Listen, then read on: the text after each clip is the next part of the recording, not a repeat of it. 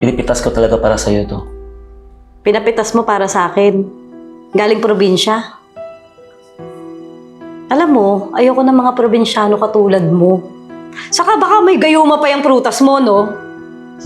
So, ibig sabihin is, baliwala. Wala yung mga nangyayari sa atin.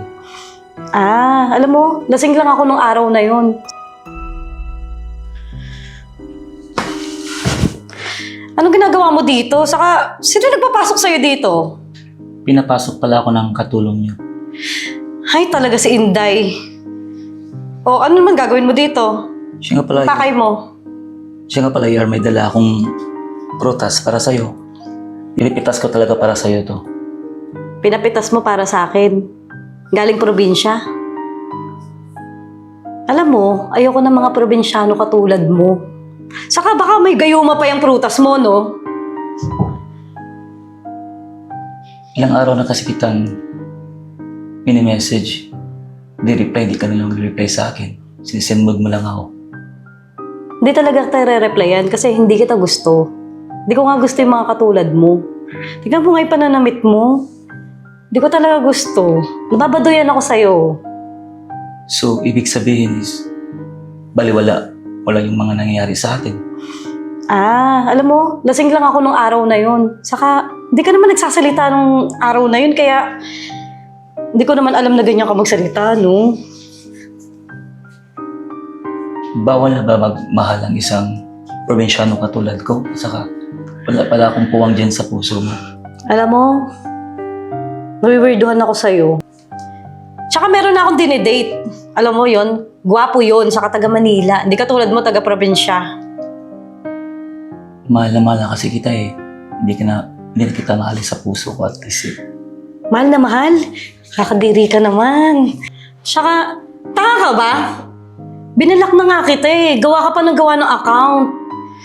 Saka, hindi mo ba alam? Hindi mo pa ba nagigets? Ibig sabihin ng busted na kita. Ngayon pa lang oh, harap-harapan oh, busted ka na. Kaya ako sa'yo, lumayas ka na dito.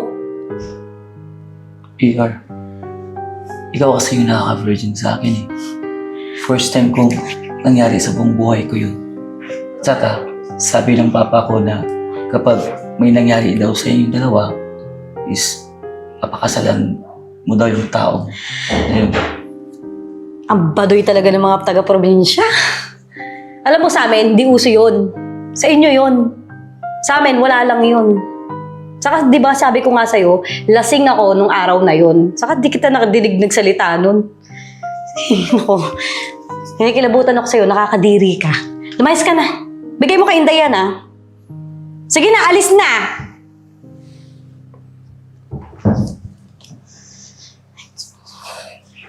Babe, masaya ako kasi ang sarap ng food dito, tapos nag-enjoy talaga ako.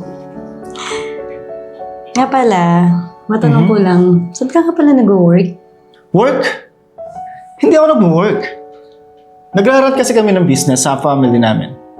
Oh. Yeah. Actually, sa unlad ng business namin, nakabili na rin kami ng mga 3 condo. Like that. And, alam mo pa, medyo mabanas na dito eh. Baka gusto mo lumipat sa isang condo namin. Malamig yan. Ikaw, babe. Okay.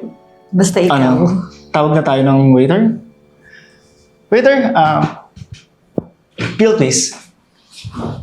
Sir. Uy, Tol, ikaw pala yan.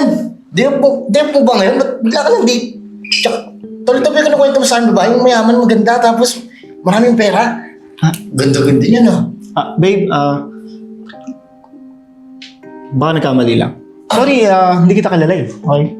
Sir, pasensya na, sir. Kinabahan naman ako, kala ko magkakilala kayo. Hindi. Huwag mo na lang pansinin.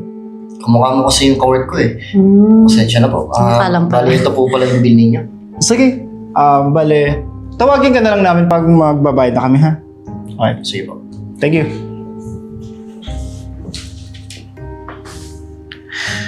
$5,000? Don't worry. Oh. Bakit, Babe, babe? naiwan ko kasi yung wallet ko eh, sa car ko. So, kunin mo sa car mo. Eh, yung car ko kasi, hindi ko dinala eh. Nag-commute ako eh. Okay lang ba na ikaw muna yung magbayad? Total, mayaman ka naman, hindi ba?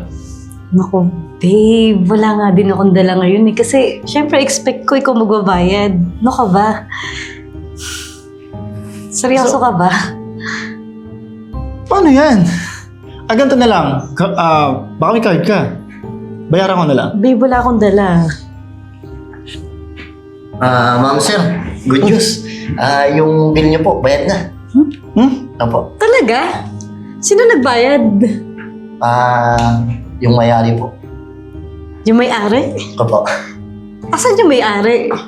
Parang gusto ko mag-thank you sa kanya. Pwede naman po. Sige po.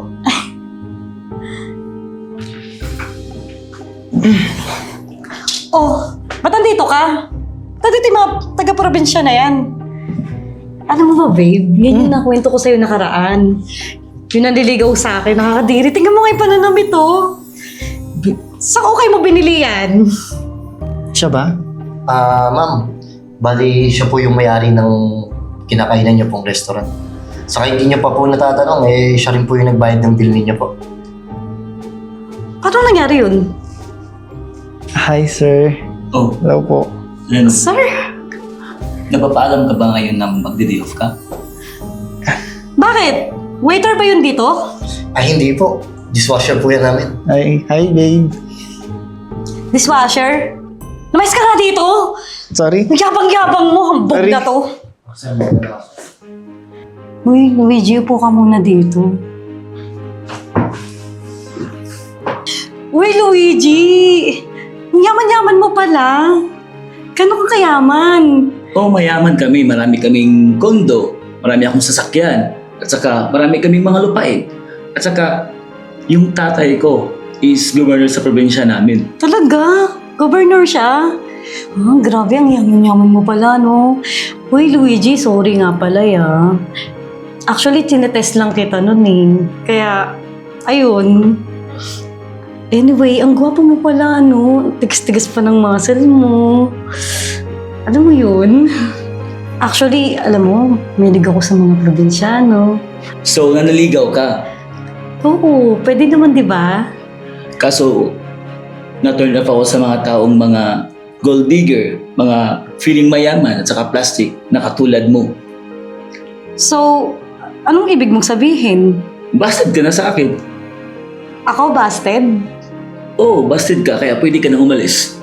Ako? Papalisin mo? Probinsyanong katulad mo? May lupa ka nga eh. Ay nako. Assuming. Is na nga ako dyan.